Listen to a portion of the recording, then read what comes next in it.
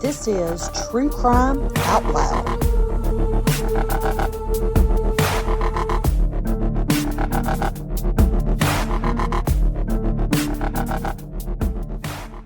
I'm your host, B. And I'm your host, Jen. This week's case takes us to Westfield, New Jersey. Westfield's located in Union County, New Jersey, and it's about a 45-minute drive southwest of Manhattan. Got a population of around 30,000 and a median income of around 171,000. And that is twice the state median income, so it's a pretty affluent area. It has a total land area of 6.74 square miles and was ranked the 30th safest city in the U.S. in 2014. In 2018, Bloomberg ranked it 99th highest income area in the U.S. And living in Westfield, New Jersey was the List family. We'll give you a little insight into who makes up the List family. 46-year-old John Emil List and his wife, who is also 46 years old, Helen Morris List. And they were married in 1951 and had 3 children, Patricia, 16, John Jr., 15, and Frederick, 13. Also residing in the List family home was John's mother, Alma List. We were unable to nail down her actual age, 84 or 85, we believe. And he moved his family to Westfield, New Jersey in 1965. And at that time, John's occupation was vice president and comptroller of a bank in the area. And they purchased this 3-story Victorian-era mansion with 18 or 19 rooms, including a ballroom. And the home was located at 431 Hillside Avenue. With all of these homes that are big and really expensive, it even had its own name, Breeze Knoll. Now, what wasn't big is the price. The home was bought in 1965 for around $50,000, which was a lot in 1965. It's just funny to hear that you bought a 19-room home for $50,000. The patriarch of the family, John List, was born in Bay City, Michigan in 1925, and by trade he was an accountant with a master's degree from the University of Michigan. He was an avid Sunday school teacher and Boy Scout troop leader, but was known as a strict disciplinarian with strict rules for his children. The family were devout Lutherans, and they went to church every Sunday, where they attended the Redeemer Lutheran Church. John got this devout relationship with the Lutheran Church from his mother, who was also a very devout Lutheran. The information B just gave you is where the List family stood in 1971. And in December of 1971, neighbors of the List family began to wonder why the lights in the home had stayed on for an extended period of time, and they didn't see anybody coming or going for several weeks. Patricia, the 16-year-old, her drama coach, was even beginning to worry about her extended absence from drama. So the neighbors on December 7th in 1971 called the police for a welfare check. And we've talked about welfare checks in several of our podcasts. This is just somebody being worried about somebody else. Go check on them, see why things are off. So the police go to the home on December 7th.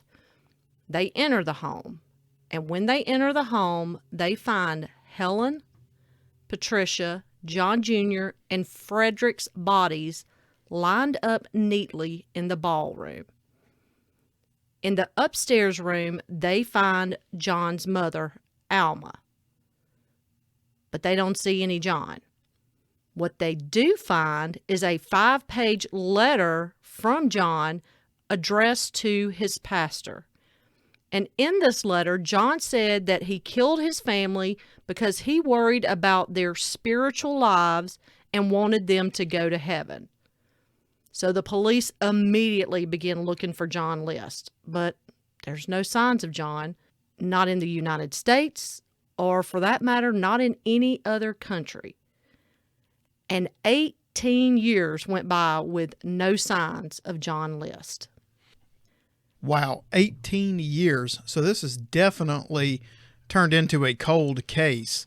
And usually when you're dealing with a cold case, it takes some kind of creative, out of the box thinking or some new evidence coming up to kind of spark some life in the case.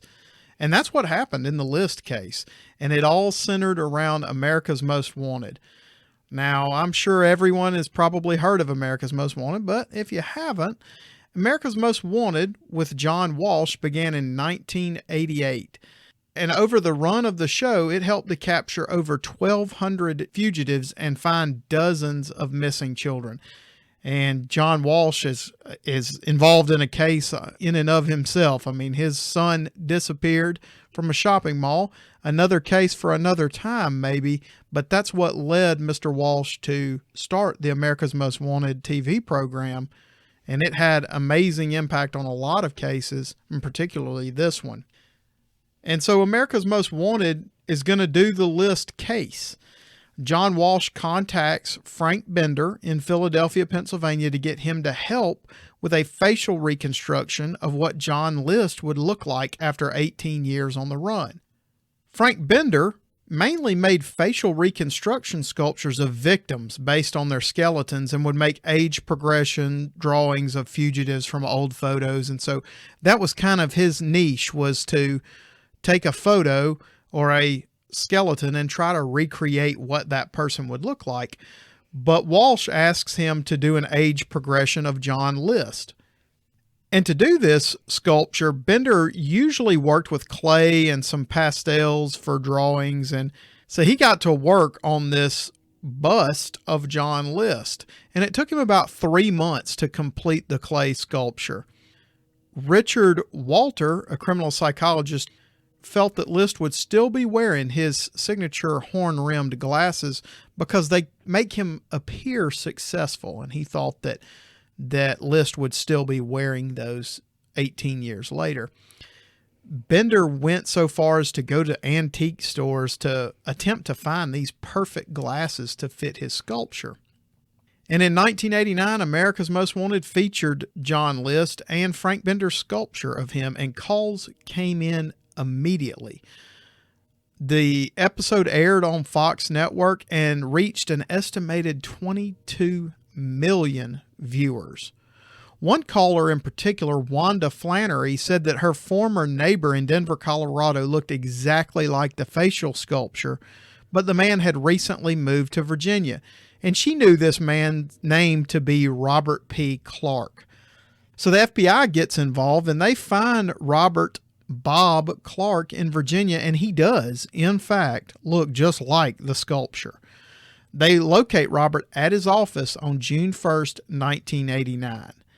Now, Clark claims that he does look like the sculpture, but is definitely not John List. Fingerprints, however, said differently and confirmed that Robert P. Clark was, in fact, John Emil List, who had been on the run for 18 years.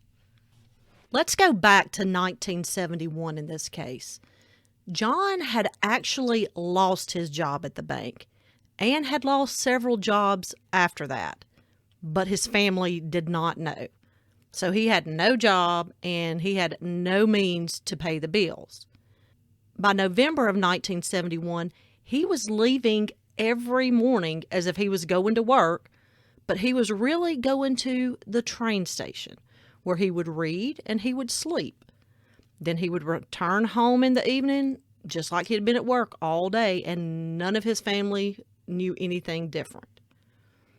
Well, because he wasn't able to pay the bills, foreclosure was making its way to their mansion, and it was looming over his head.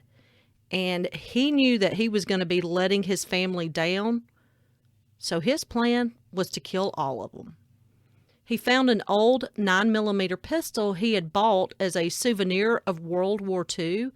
He also had a .22 caliber target pistol. So he purchased ammo for his guns, and then he would go to the shooting range and get practice in. One night after dinner, he even asked his family what they wanted to happen to their bodies after they died. They talked about funerals and cremations and their burials, and Later, he said he thought he was being clever by asking them this. On November 9th, 1971, he sent the kids off to school as usual. He took the 2 guns to his car and he loaded them. He then went back into the kitchen where his wife Helen was drinking coffee. He approached her from behind and shot her in the side of the head. He then went upstairs to his mother's room, Alma, where she was having her breakfast. He kissed her and then he shot her in the head. He went back downstairs where he dragged his wife's body into the ballroom and he began to clean up. He cleaned up because he wanted to get rid of the blood so the kids would not realize what was going on when they got home from school. He then went to the post office to stop all the family's mail from coming to the house. Then he went to the bank where he cashed his mother's savings bonds. Then he goes back home and he makes some phone calls to kind of explain that his wife and kids and mother had gone to North Carolina to visit his wife's sick mother, and then he would soon be following up there in his car. He canceled the newspaper and the milk delivery. Then he sat at the kitchen table where he had a few hours before killed his wife, and he ate his lunch. That afternoon, the kids began to arrive home from school. First, he killed Patricia, who was 16, by shooting her in the back of the head. Next, he killed Frederick, who was 13, also by shooting him in the back of the head. And then John Jr., who was 15. He was shot several times in the chest and face. John List says later that John Jr. was kind of his favorite, but he said John Jr. did not go easy. His body jerked as List shot him, so he emptied what he had left of ammo into his son. He said because of the jerking, he wanted to make sure his son did not suffer, or he might have been doing it to relieve tension because he had finally completed his assignment for the day. He then brought his kids' bodies into the ballroom with their mother and lined them up and left the murder weapons there with their bodies. His mother, now she was too heavy to move downstairs, so she was left upstairs. He then puts on music over the home internal intercom system so it would play throughout the house. He cleaned up very meticulously before sitting down and writing his confession letter to his pastor. In the letter, he wrote, "At least I'm certain that all have gone to heaven now. If things had gone on, who knows if that would have been the case." So he stays the night in the home with his murdered family, and the next day he goes through the home to try to find any family photos, and he would tear himself out of these pictures so police wouldn't have anything for a wanted poster. He then drove his car to JFK International Airport in New York and left the car there. He then took a bus into the city and then took another bus to Denver, Colorado. And he did this to make it seem like he had left by airplane and to basically throw the police off of his track. When he went to Denver, Colorado, he assumed a new name, Robert Clark. He initially worked as a fry cook, and then eventually he became an accountant for H&R Block. Well, under this new identity of Robert Clark, he met a widow at church, and this was a church social, and her name was Dolores Miller. He married Dolores Miller in 1985, and they lived in Denver, Colorado, but moved to Richmond, Virginia, not long before John List was captured. John and Dolores actually caught the very end of the America's Most Wanted episode that featured him, and he said he was sweating. He said she knew nothing of who he really was, but after seeing the end of the show, he realized she didn't recognize him and didn't suspect anything, so he kind of calmed down. He also later says he wanted to save his family the embarrassment and shame of losing their New Jersey mansion, and he wanted to make sure that they all went to heaven. He said he felt he was living among a house of sinners. His daughter, Patricia, was a little bit rebellious, according to John, and he suspected that she was using marijuana and possibly other drugs. Patricia also wanted to be an actress, and he felt that this was improper in the eyes of God. Now, prior to the murders of his family, Helen, her physical and psychological health were just kind of spiraling downward. She had become addicted to tranquilizers, her eyesight was starting to fail, and it was reported that she would drink 4 to 5 glasses of scotch a day. And a lot of days she would stay in bed a good bit. Now, witnesses did testify to her heavy drinking, and they said that she would berate John publicly. She would compare him to her first husband and say that he should be more like him, or he should be half the man that her first husband was. Well, John discovered that Helen had syphilis, which she had kept hidden from him for years. She even kept this from her doctors until one of her more recent visits prior to her murder. She'd gone to the hospital where a doctor said that her condition was most likely due to syphilis. She then admitted that she had contracted the disease, but this was at some time during the 1940s, and she received her treatment at Walter Reed Army Hospital in Washington, D.C. Helen had contracted syphilis from her first husband, and her first husband had been killed in Korea during the war. She had not passed the disease on to John or the kids, but she just wanted to cover it up. Knowing that his wife had a sexually transmitted disease would put a deeply religious man like John List just over the top, and it would be impossible for him to accept because this would insinuate promiscuity. The prosecution said he spent several weeks planning the murders of his family. Their psychiatrist said he was basically having a midlife crisis when he killed his family, and then he enjoyed the next 18 years after murdering them and before his capture. Witnesses said that it was obvious that John List did not like his family, just the way he acted around them.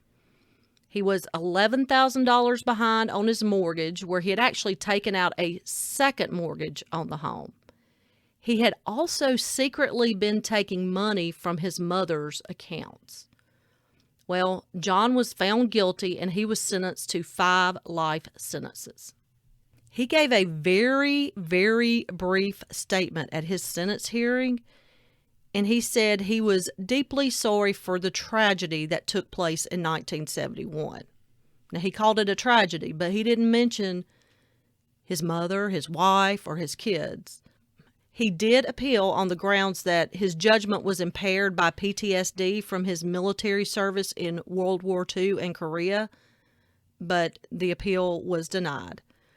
He also contested that the letter he left in the home that was used as his confession letter, this was a letter to a member of clergy and should have been kept confidential by the clergy confidentiality.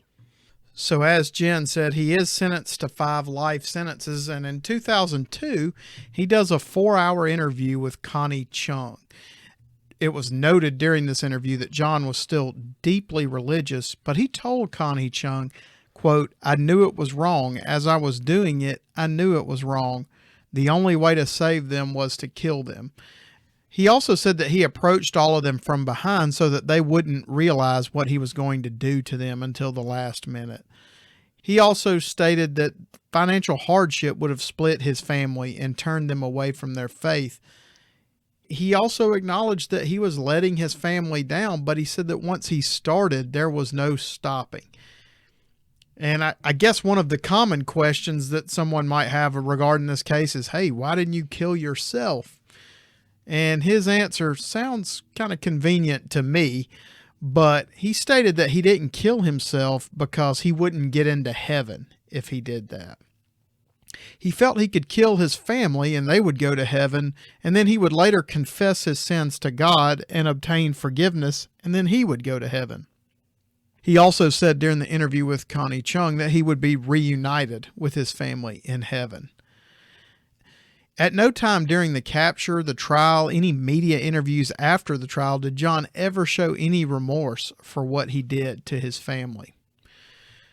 The List home in Westfield, New Jersey, where the crimes took place, actually burned to the ground in a suspicious fire in 1972.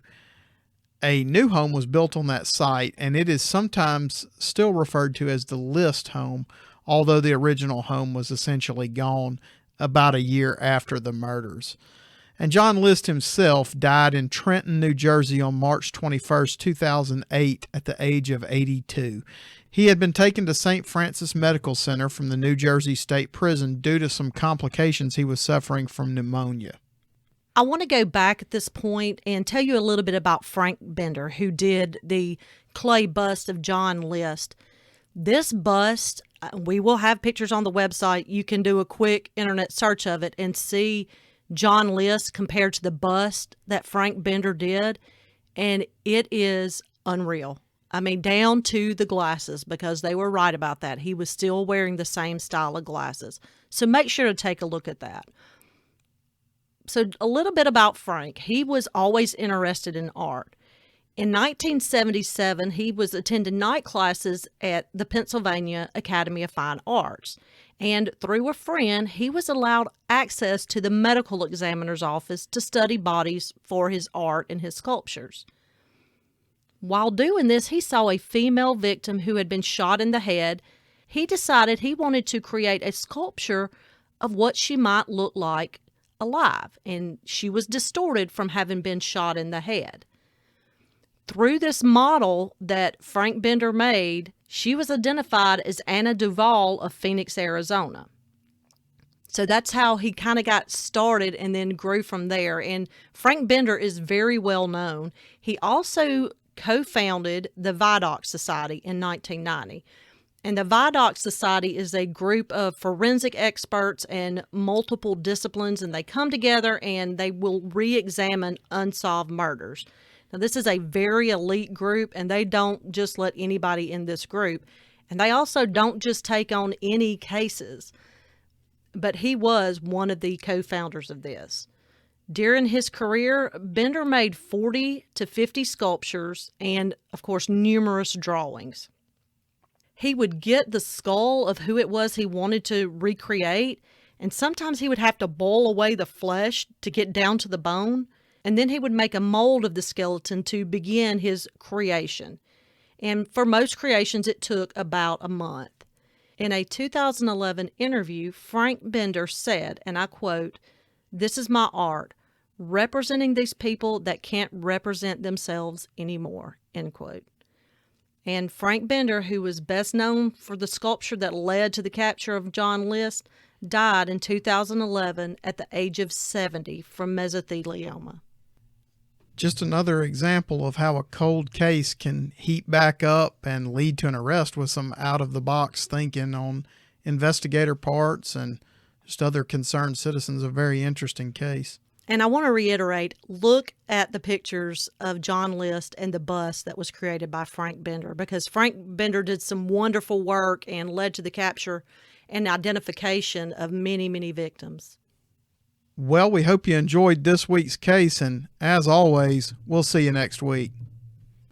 As always, you can reach us by email at truecrimeoutloud@gmail.com, on Facebook and Instagram at True Crime Out Loud. Out Loud is 2 words, not one. On Twitter at TC Out Loud, or on our website at truecrimeoutloud.com. Photos, links, and sources for this podcast can be found on our website at www.truecrimeoutloud.com.